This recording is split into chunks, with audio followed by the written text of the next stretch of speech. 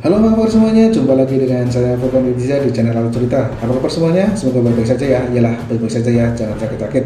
Oke, kali ini akan membahas sebuah film horor India yang menceritakan tentang keserakahan manusia yang pada akhirnya keserakahan itu sendiri membunuhnya.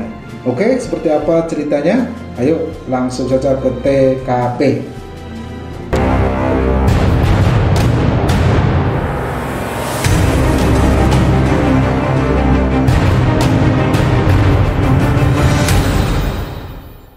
Vinayak adalah orang terkaya di India, bahkan dari cukurnya terbuat dari emas murni, seluruh hartanya setara dengan keluarga kerajaan. Tapi tidak ada yang mengira, belum lama ini dia hanya orang miskin yang tinggal di daerah kumuh. Bahkan dia bertahan hidup dengan mencuri. Tidak ada yang tahu dari mana uang berasal. Hingga suatu hari, tiba-tiba ia memiliki sesuatu, yaitu koin emas yang jumlahnya tidak terhingga. Dan rahasia di balik koin emas itu tersembunyi di rumah kuno yang jauh dari kota. Ada satu Dewi India, namanya Dewi Kemakmuran. Dia adalah simbol kekayaan yang tak terbatas, dan juga simbol makanan tak terbatas. Bumi adalah rahimnya. Di awal penciptaan manusia, dia melahirkan 160 juta dewa. Tapi dia hanya mencari anak pertamanya, dewa keserakahan, namanya Hastar. Tapi Hastar terlalu serakah, dia memiliki Dewi Kemakmuran. Sebagai simbol kekayaan tak terbatas itu tidak cukup.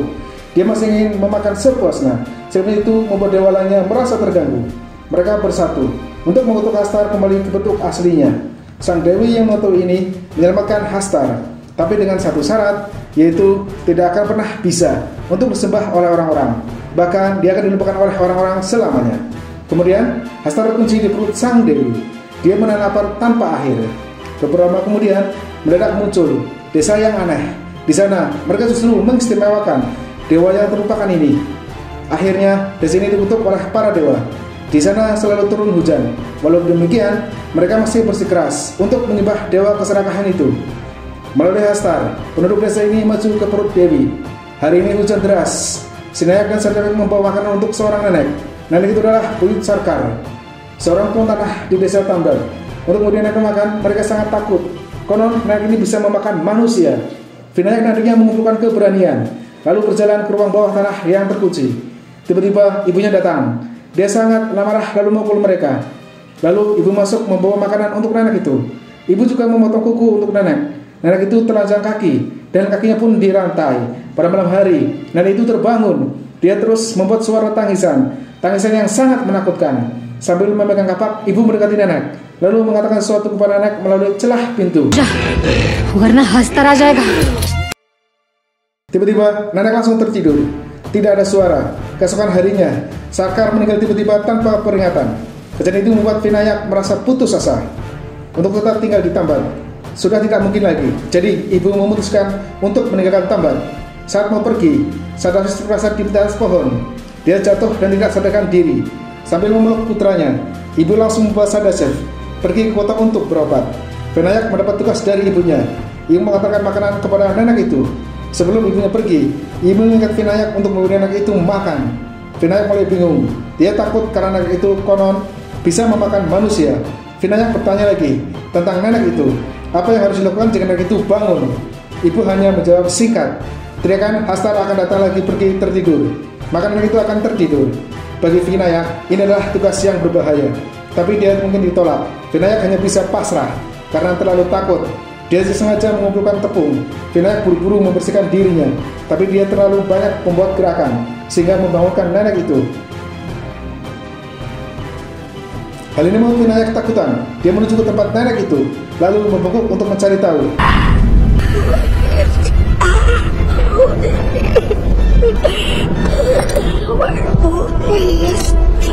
Sebelumnya Vinayak diberitahu oleh ibu, jangan pernah membuka pintu nenek itu. Namun, satu kata yang disebutkan nenek itu membuat Vinayak kembali ke nenek itu. Benar saja, keserakahan itu membuat rasa takut menjadi hilang. Vinayak membuka pintu itu, tapi detik berikutnya dia justru menyesalinya karena nenek itu ternyata ingin memakannya. Yang lebih mengerikan lagi adalah Vinayak lupa pesan ibu tadi. Dengan kalimat yang disebutkan nenek terbangun. Ketika dia melarikan diri, sudah terlambat. Kakinya dipasung oleh nenek itu. Nenek itu sangat lapar. Dia menyeret Vinayak. Saat akan makan, Vinayak akhirnya ingat kalimat itu. Hastar! Akhirnya Vinayak selamat. Tak lama kemudian, ibu sudah pulang. Ia mengabarkan bahwa Sadashiv sudah meninggal. Karena itu, ibu memutuskan untuk pergi dengan membawa Vinayak keluar dari tambat. Namun, Vinayak yang serakah merasa sudah menguasai anak itu. Dia merasa mampu menghadapi anak itu. Vinayak tidak tahan dengan harta anak itu. Jadi, dia berpikir untuk kembali, untuk menyamakan peredaran harta karun itu. Jika anak itu tidak mau mengatakan apa-apa, Vinayak akan menyiksa anak itu. Sampai anak itu mengatakan di mana harta karunnya. Saat itu Vinayak sangat bersikeras untuk mendapatkan harta karun. Dia telah dibutakan oleh keserakahan. Ibunya sadar lalu berpikir bahwa keserakahan Vinayak itu membuat marah para dewa, sehingga dia terkutuk dengan meninggalnya Sadashiv. Karena itu ibunya memaksa Vinayak untuk bersumpah. Bahkan seumur hidupnya dia tidak akan kembali lagi ke desa ini. Vinayak setuju. Begitu keserakahan ditanam, bagaimana bisa Musa hilang? Sangat tidak mungkin. Untuk menjadikan diri dari harta dan di depan mata. 15 tahun kemudian, Vinayak melanggar sumpahnya. Dia kembali ke desa itu. Vinayak menendang pintu kayu hingga terbuka. Dia kembali ke rumah yang dulu. Di sana dia masuk ke tempat nenek itu. Dia menemukan tubuh nenek itu sudah tinggal tulang, namun jantungnya masih berfungsi.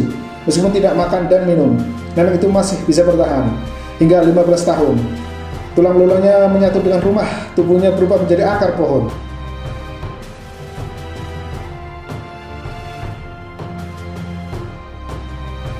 Nenek itu sudah menebaknya sejak lama bahwa Vinayak akan melakukan untuk harta. Kembalilah padanya, karena kata keserakahan sudah menjadi tradisi turun-temurun. Para keluarga Vinayak dan tujuan Vinayak datang ke sini memang untuk menemukan harta karun. Setelah Vinayak beranjak dewasa, dia hidup dalam kemiskinan. Akhirnya dia terpaksa melanggar sumpah. Dia kembali untuk mendulang emas. Nenek itu tahu apa yang dipikirkan Vinayak. Jadi nenek itu memberitahu rahasia harta karun itu. Tapi ada satu syarat. Dia harus membakar nenek itu sampai mati. Dia telah hidup selama ratusan tahun dengan rasa lapar yang ada habisnya. Itu sangat menyiksa. Dia tidak ingin hidup lama. Nenek itu memberi informasi kepada Vinayak tentang keberadaan harta karun itu. Menurut harta karun itu ada di sebuah sumur. Setelah itu Vinayak menepati janjinya. Dia membakar sampai mati nenek itu, memberikan nenek itu kebebasan. Setelah beberapa saat, Vinayak dapat menemukan beberapa koin emas, lalu berubah menjadi penguasa lokal yang alim. Setelah kaya raya, Vinayak memecahkan dirinya sepanjang hari, memberikan dirinya mabuk emas. Raghav, seorang saudara di tempat Vinayak tinggal, sangat cemburu melihat Vinayak. Bahkan belum lama ini, Raghav justru berutang pada Vinayak. Dia bahkan tidak bisa makan. Karena itu, Raghav berubah menjadi anjing penjilat. Dia perlu mendekati Vinayak.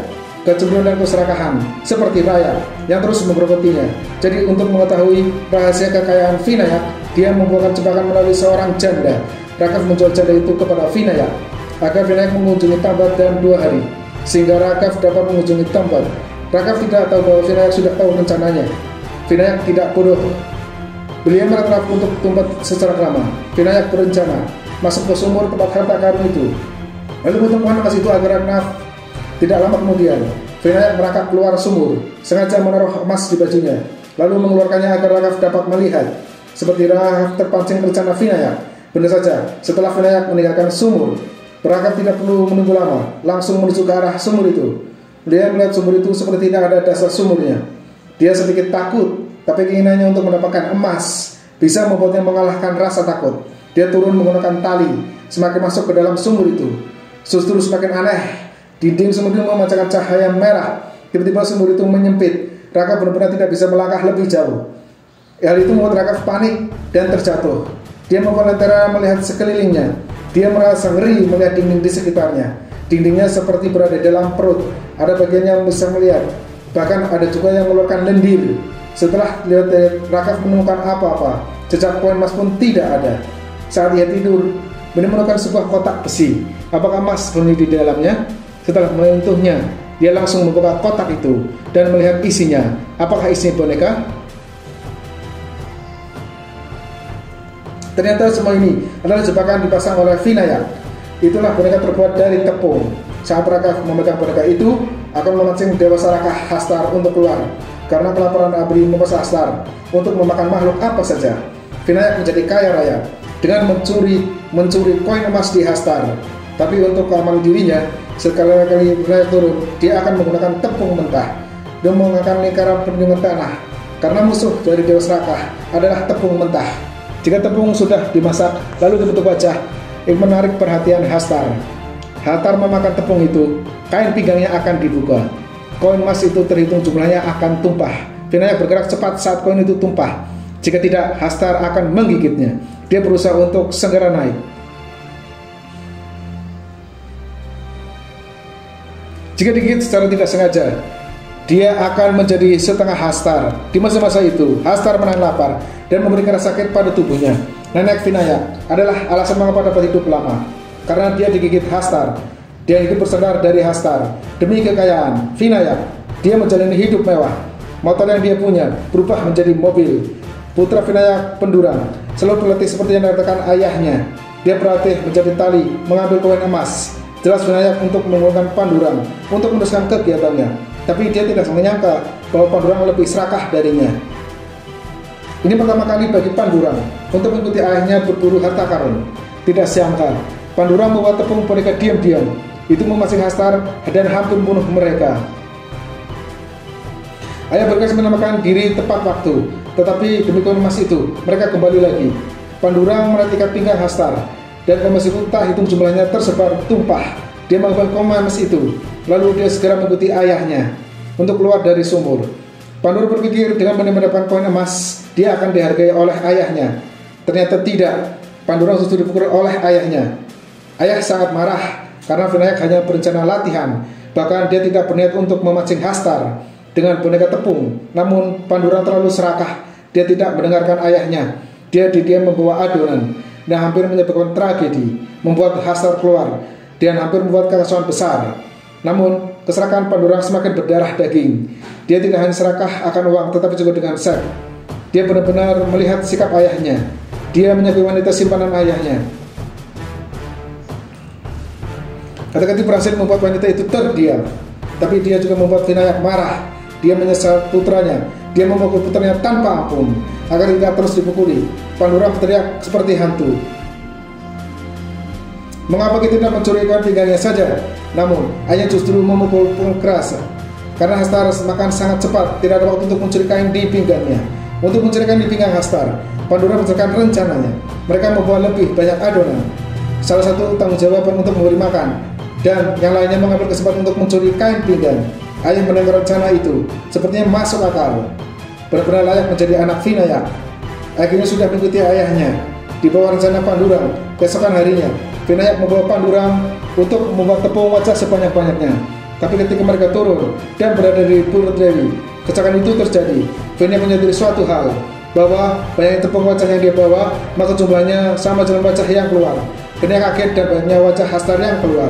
Mereka berdua mulai panik. Mereka terkepung. Hastar asli. Ini adalah perwujudan dari keserakahan. Dia akan mengikuti keserahan manusia dan perubahan terjadi. Mengetahui bahwa diri ini tidak bisa dihindari.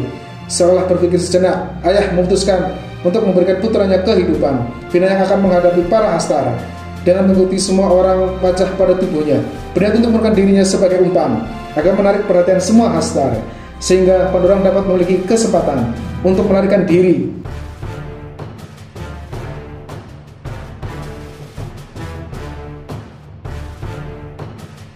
Sehingga Pandurang sahabat selamat.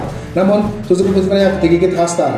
Setiap manusia yang digigit Hastar akhirnya akan menjadi setengah dari Hastar. Saat akan menjadi monster, ayah menyerahkan kain pinggang Hastar kepada Pandurang. Tapi kali ini putranya tidak akan mengambilnya. Dia menangis dan menyalakan api, melambangkan ke arah ayahnya. Dia mengobrolkan ayah Vinayak. Pandurang mengerti bahwa keserakahan manusia tak akan pernah berakhir. Dengan tidak memiliki koin emas, ini akan lebih baik. Hal itu mengganggu mereka, para Hastar, dengan kutukan generasi ke generasi. Film ini berjudul Tembat. Film ini adalah salah satu film horor terbaik yang mendapatkan beberapa penghargaan. Pengaturan latar sangat sesuai. Efek suara sangat tepat. Terlebih, plotnya mengandung makna yang dalam. Dengan tragedi 3 generasi ini, kita diberi makna melalui cerita tentang sifat manusia yang tamak. Faktanya, dalam pikiran semua orang, ada dewa serakah. Hanya diri mereka sendiri yang tahu bagaimana menghentikannya agar tidak terjerumus lebih dalam. Itu saja cerita hari ini. Selamat melakukan aktivitas. Jika Anda memiliki cerita yang ingin kami ulas atau film yang ingin Anda tonton, tolong beritahu kami. Jangan lupa follow dan like akun kami. Terima kasih. See you.